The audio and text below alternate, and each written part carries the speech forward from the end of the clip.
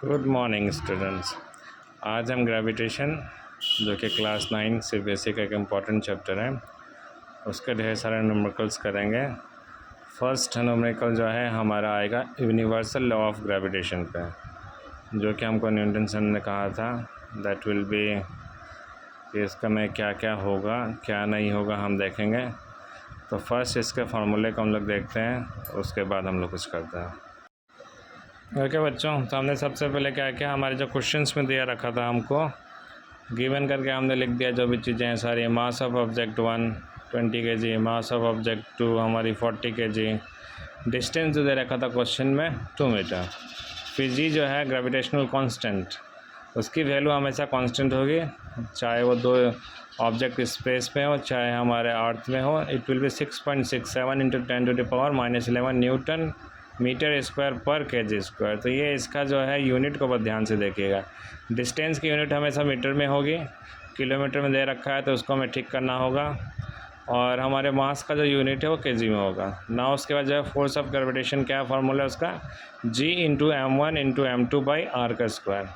उसके बाद G की जो वैल्यू थी 6.67 × 10⁻⁻11 को हमने रखा, m1 को रखा 20, m2 को रखा 40 बाई r का स्क्वायर, मतलब डिस्टेंस का जो हमारा 2 मीटर था।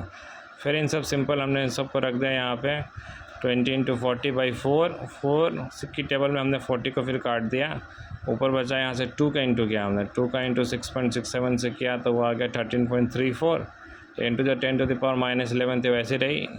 यहाँ से जो हमारा 10 बचा और यहाँ से जो 10 बचा उसका इंटू होकर ये हो गया 100 ना। ये 13.34 इंटू जो माइनस के 11 जो 10 की पावर है और यहाँ पे 10 का पावर 2 है प्लस में, उसको हमने ठीक किया तो ये हो गया 10 की पावर -9 ना। ये 13.34 इंटू 10⁻⁻9।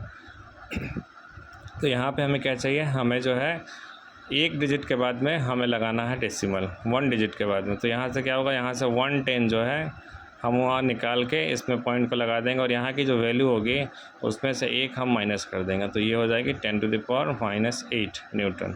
सो ये जो क्वेश्चन था हमारा उसका फाइनल आंसर आएगा force of gravitation between them is 1.334 × 10⁻⁻8 Newton. Hope कि आपको ये क्वेश्चन समझ में आया हो।